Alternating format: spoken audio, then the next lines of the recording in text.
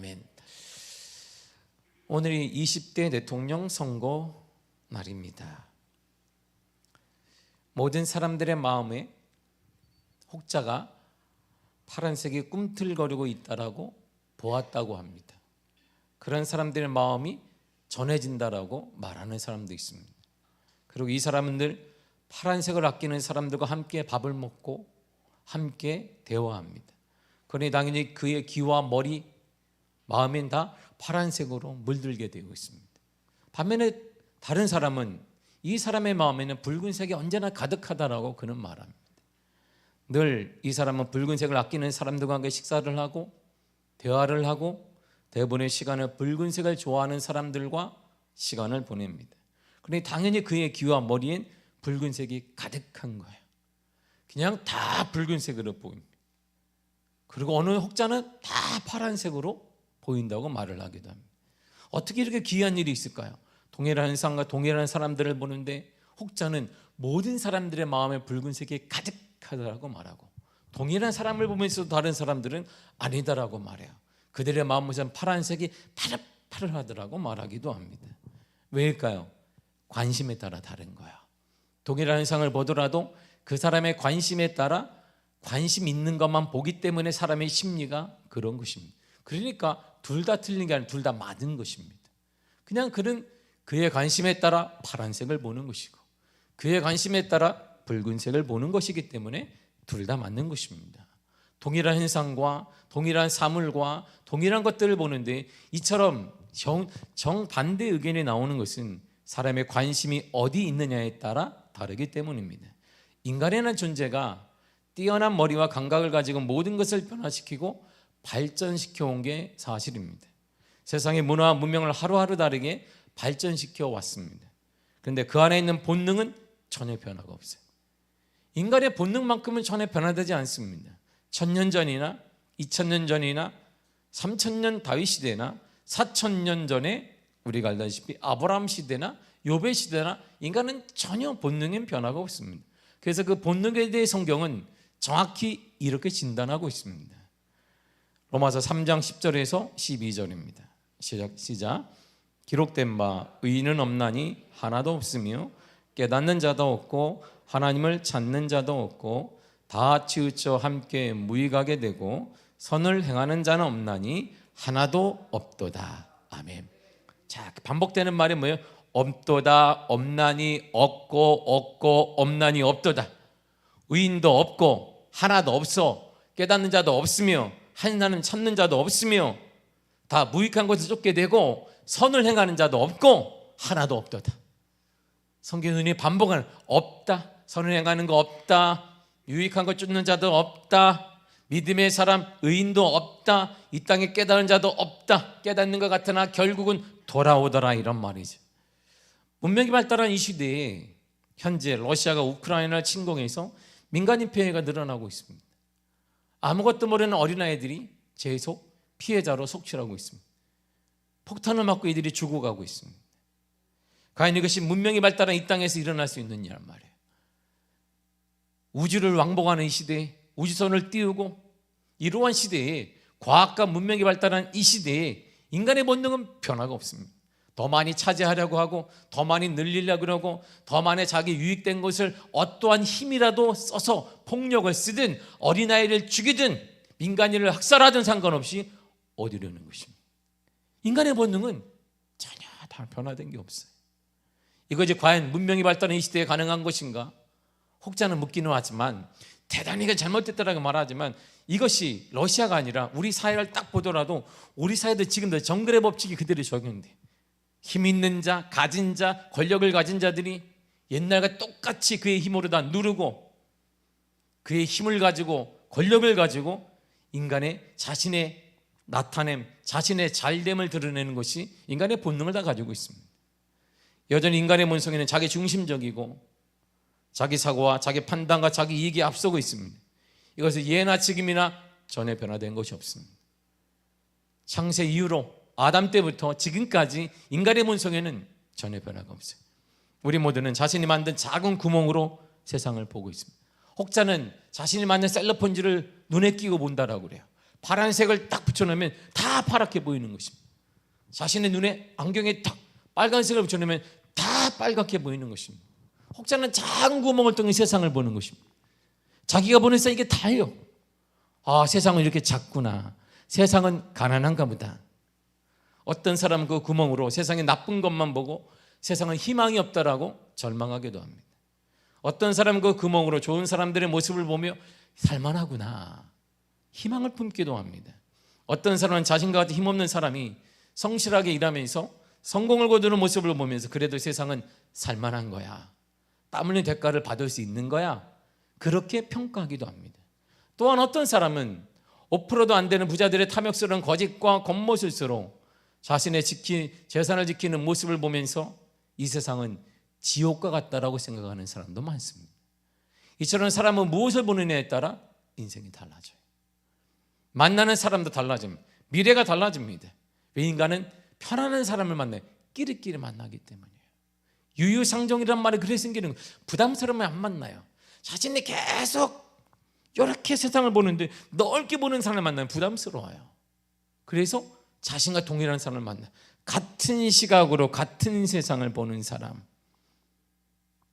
그래서 만나는 사람이 달라지게 되고 무엇을 보느냐에 따라 만나는 삶, 미래도 달라지게 되어 있습니다.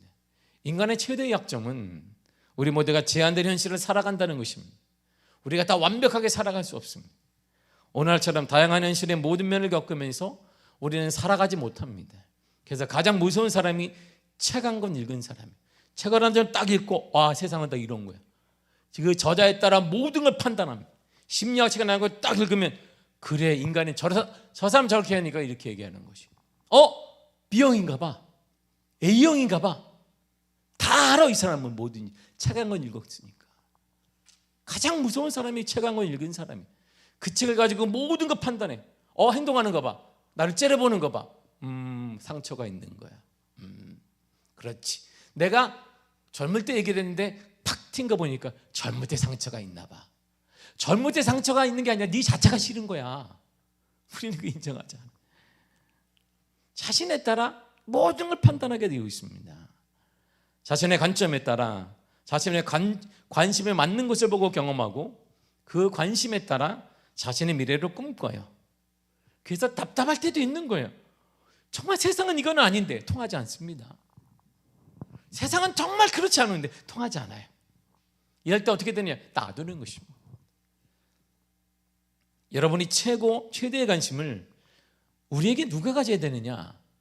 우리 인생이 달라지기 위해서는 우리의 최대의 관심을 예수님께 가지시기를 바랍니다. 그러면 인생이 달라져요. 미래가 달라집니다. 가정이 달라져요. 삶이 달라지게 되어 있습니다. 사도 바울의 관심사를 보세요. 사도 바울 많이 배웠습니다.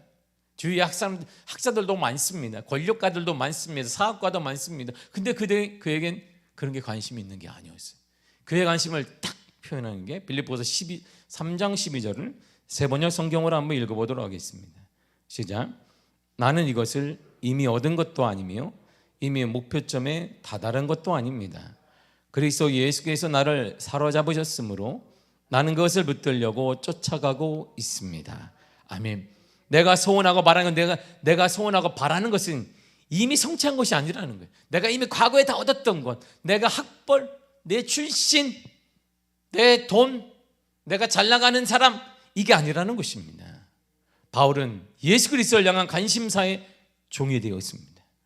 바울은 이 관심사에 꽉 잡혀 있는 것입니다. 주님이 관심 갖는 그것, 나도 관심이 있다라는 것입니다. 우리는 예수님을 향한 관심사에 종이 되어야 합니다.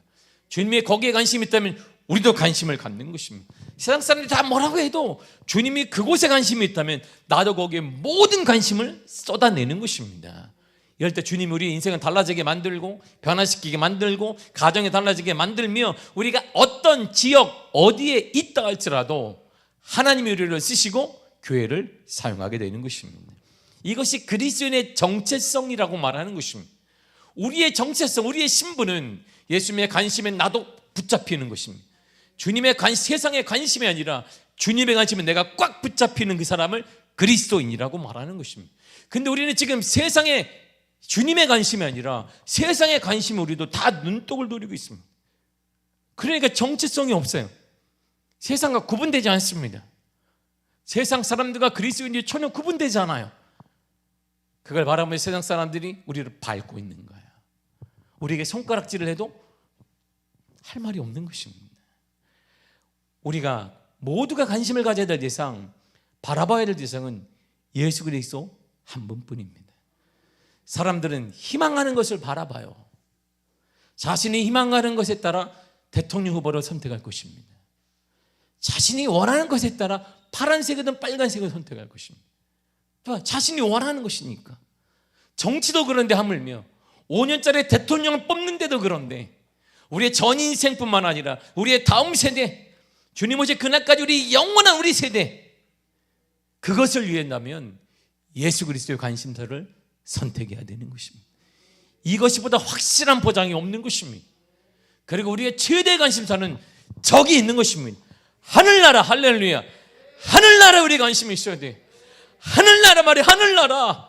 이 땅이 아니라 100년밖에 살지 않는 이 땅이 아니라 저기 하늘나라. 할렐루야. 이게 우리의 관심사예요. 거기 관심을 가지면요 기쁨이 넘쳐요. 세상과 상관없는 소망이 막 쌍뜨게 됩니다. 이야, 말로 표현할 수 없고 말이 기쁨이 넘치게 돼요. 이제 우리 크든 작든 우리의 관심 있는 것을 바라보고 선택하고 우리는 행동하게 되어 있습니다. 이스라엘 백성들이 사막을 지나가다가 에돔 땅을 직접 통과하지 않고 그에게 에돔 백성에게 피해를 주지 않기 위해서 우회하게 되었습니다. 같은 민족이었으니까. 주일날 얘기한 것처럼 200만 명이 그 땅을 쑥 지나가 보세요. 우리 식으로는 무 하나만 뽑아 먹어도 하나 뽑아 먹게 200만 명 뽑아 먹으면 이게 장난이 아닌 거예요. 아유 나는 그냥 콩 하나 먹었어요. 콩 하나를 200만 명이 먹어봐요. 우와, 저는요 당근 하나만 뽑아 먹었는데 당근이 200만 명이 뽑아 먹으면 그게 사막이 되는 거예요. 그러니까 모세가 하나님이 모세 거기 가지 마라. 같은 민족이었으니 돌아가라. 너희는 내가 먹이지 않냐. 그래서 돌아가기로 했습니다. 이때 이스라엘 백성들의 반응이 즉각적으로 이렇게 나오잖아요. 5절을 다 같이 읽겠습니다. 시작. 백성이 하나님과 모세를 향하여 원망하되 어찌하여 우리를 애굽에서 인도해 내어 이 광야에서 죽게 하는가. 이곳에는 먹을 것도 없고 물도 없도다. 우리 마음이 이 하찮은 음식을 싫어하노라 하며. 아멘. 이 하나님께서는 불변을 보내셔서 원망하는 그들에게 불변을 보내셔서 이스라엘 백성들을 물게 하셨고 급속도로 독이 퍼지며 죽은 자들의 수가 계속 늘어나게 되어 있습니다. 다시 이들이 회개하며 용서를 구하자 하나님은 이렇게 말씀하셨습니다. 방법이 있다. 8절을 보세요. 시작. 여호와께서 모세에게 이르시되 불뱀을 만들어 장대 위에 매달아라. 물린 자마다 그것을 보면 살리라. 아멘. 물린 자마다 그것을 보면 살 거야. 매달아라. 이것이 죽어가는 자들이 살 수 있는 유일한 길입니다. 하나님은 다른 방법을 제시하지 않았습니다. 의연은 명의를 데리고 와라. 누구를 찾아가거라. 아니면 에돔 땅에 귀인이 있을 것이다. 에돔 땅에 있는 명의를 데리고 와라. 누구를 만나게 이렇게 말하지 않았습니다. 너희가 살 수 있는 유일한 길은 이것이다. 놋뱀을 달아라. 그것을 보는 자마다 살리라 그랬습니다. 유일한 길이 이거요. 그래서 9절이 이렇게 말합니다. 시작. 모세가 놋뱀을 만들어 장대 위에 다니 뱀에게 물린 자가 놋뱀을 쳐다본 즉 모두 살더라. 아멘. 놋뱀을 쳐다본 즉 모두 살더라.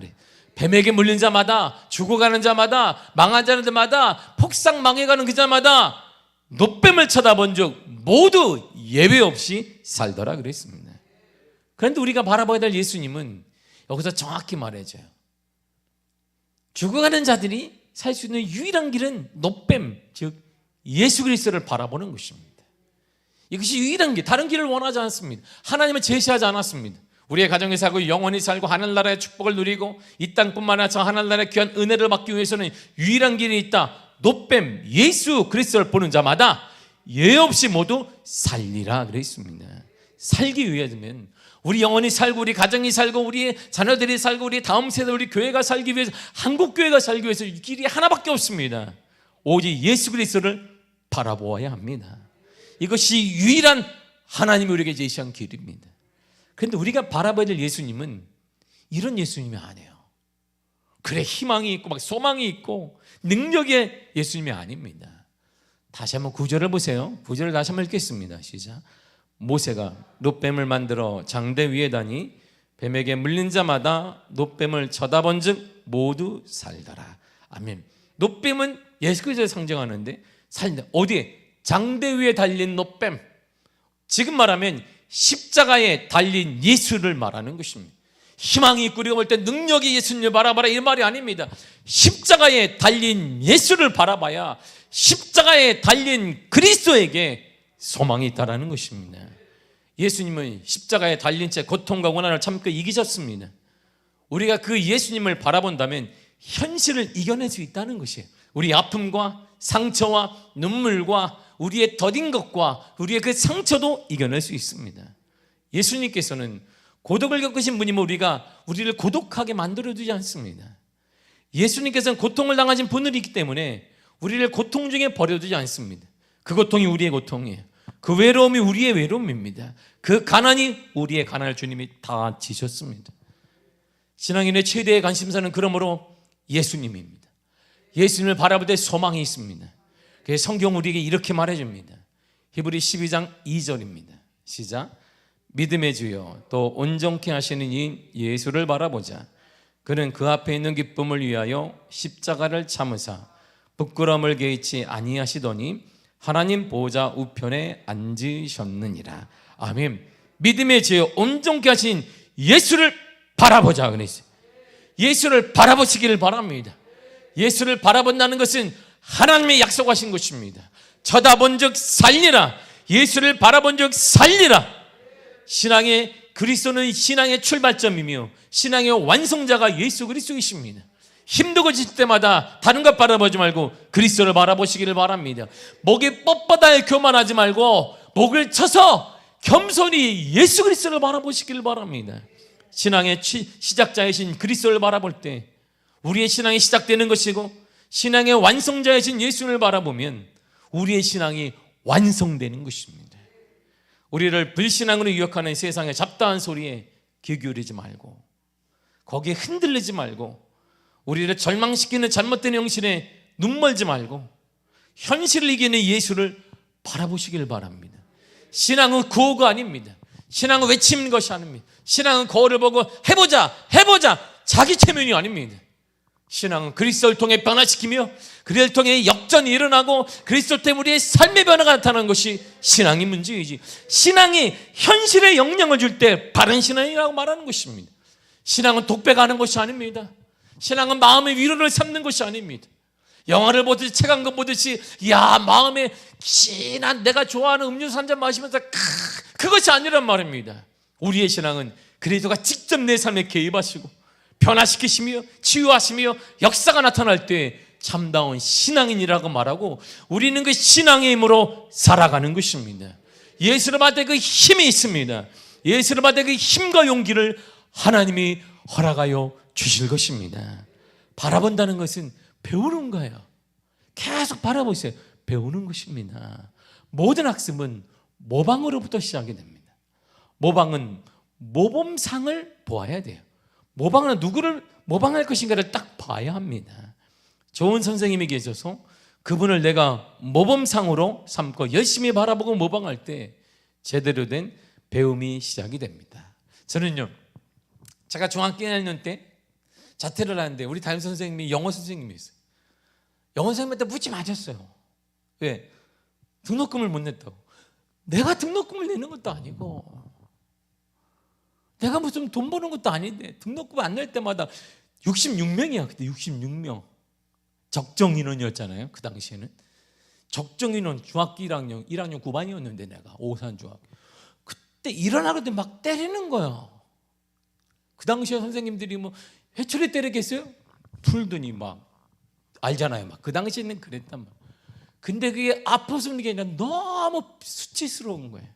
사춘기인 내가. 그것도 내가 할 수 있는 게 없어요. 그게 내가 돈 버는 것도 내 책임도 아니고 우리 아버지가 돈이 없다는데 개척교회에서 돈이 없다는데 나보고 어떡하라는 거야. 3일 준다. 나한테 3일을 줘. 왜 우리 아버지한테 얘기를 해야지. 방법이 3일만 하면 또 일어나 또 때려요. 이게 아픈 게 아니에요. 이게 아니라 너무 수치스러운 거예요. 부끄러운 거예요. 제가요 자퇴를 딱 하고 나니까 이 영어 이게 너무 스트레스가 돼요. 영어 자체가 너무 화가 나는 거예요. 타임즈를 갖고 다녀요 선생님. 타임즈, 그때는 타임즈라는 것도 몰랐어요. 영어를 전혀 몰랐기 때문에 내가 T자도 몰랐기 때문에 그 당시에 내가 너무 화가 나는 거야. 영어가 써 있는 걸 보면 왜 성각이 나는 그때 막 치가 떨렸어요. 치가 떨려. 정말 치가 떨렸어요. 영어처럼 생긴 것만 해도 막 그때 일이 떠올라. 65명 앞에서 내가 맞았다는 거. 내가 아무런 잘못도 없는데. 그때 너무 하나님이 원망스러웠어요. 내가 뭐 잘못했는데 하나님. 내가 뭐 잘못했는데. 심하게 욕한 것도 아니고 목사 아들이라고. 다음을 제대로 한 것도 아니고 운동을 했지만 내가 후배들을 때린 것도 아닌데 뭘 잘못했는데. 근데 놀랍죠? 영어만 딱 넣으면 확 그게 확 생각이 나요. 너무 트라우마가 있어서. 근데 제가요 검정고시를 다니는데 검정고시 반에 담임 선생님이 영어 선생님이에요. 여자 선생님인데 막 손이 떨려 배우는데 영어. 근데 하나하나 가르쳐. 너야 이러면 안 된다. 키가 나보다 작았어요. 내가 그때 키가 되게 큰 줄 알아요. 그 선생님 때문에. 계속 가르쳐줘. 내가 그걸 그 선생님 때문에 영어를 극복했어요.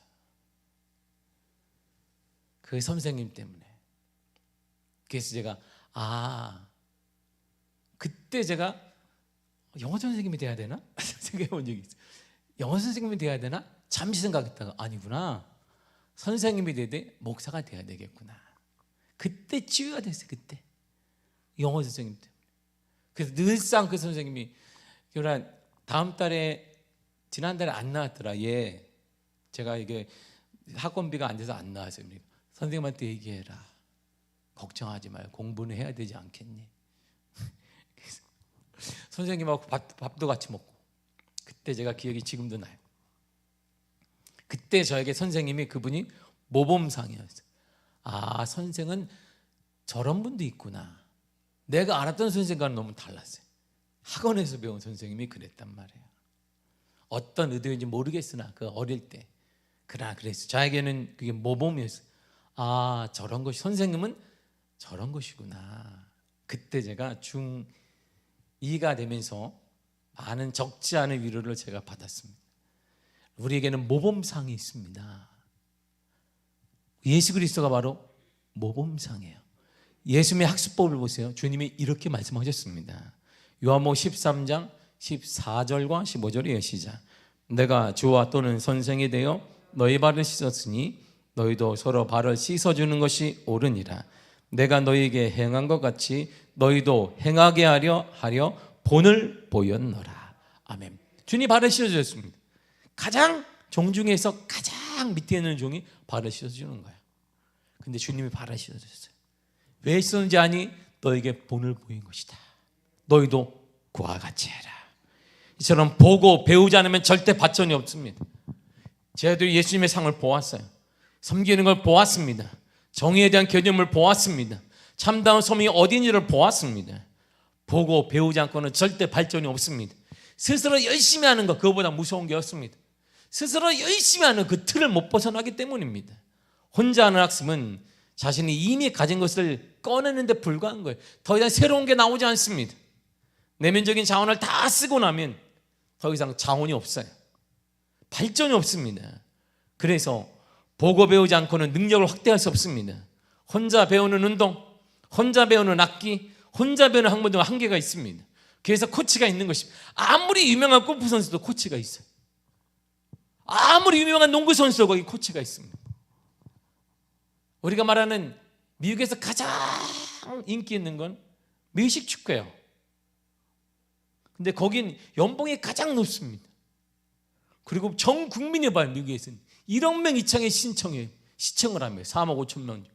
그리고 그 당시 결승전이 하면 미국에 차가 싹 없어요. 어디가 있느냐? 그라지에 고기 구우면서 모든 사람들이 대형 TV를 보고 앉아있어요. 이렇게 다. 와, 나도 앉아있는데 정말 재미없어. 나는 이해가 전혀 안 되기 때문에.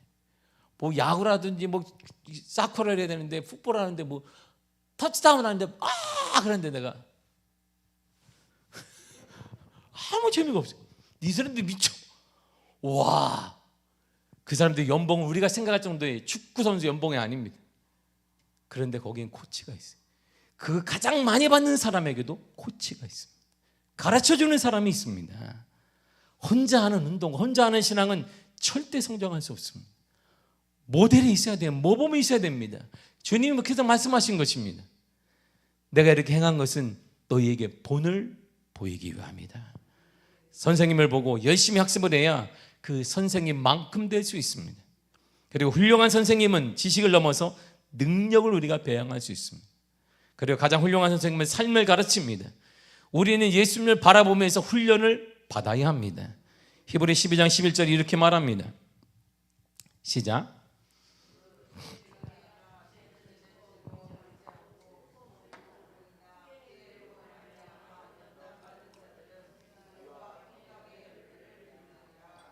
아멘. 쉬운 성경에 이렇게 되어 있습니다. 훈련을 받는 바로 그때에는 즐거움이 없고 고통스럽습니다. 그러나 후에 그 훈계 때문에 더 나은 사람이 된다면 우리에게 평안이 있을 것입니다. 왜냐하면 우리가 올바른 길 안에서 살아가게 되었기 때문입니다. 훈련은 교회에서 훈련만을 의미하는 것이 아닙니다. 이 훈련의 삶의 모든 면에서 받는 훈련을 말합니다. 우리는 매일 아침 잠자리에 일어날 때마다 도대체 오늘 하루를 내가 왜 살아야 되나? 무엇을 위해 바쁘게 살아야 하나? 근본적인 삶에 관심 다해야 질문해야 됩니다. 그리고 예수님을 향한 결단을 가져야 됩니다. 주와 복음을 위해, 예수님을 위해 어떻게 살아갈 것을 고민해야 된다, 이런 말입니다. 사순절이 시작된 지 정확히 일주일이 지났습니다. 올해 2022년도 사순절 기간에는 오직 예수님만 바라보며 살아가시기를 바랍니다.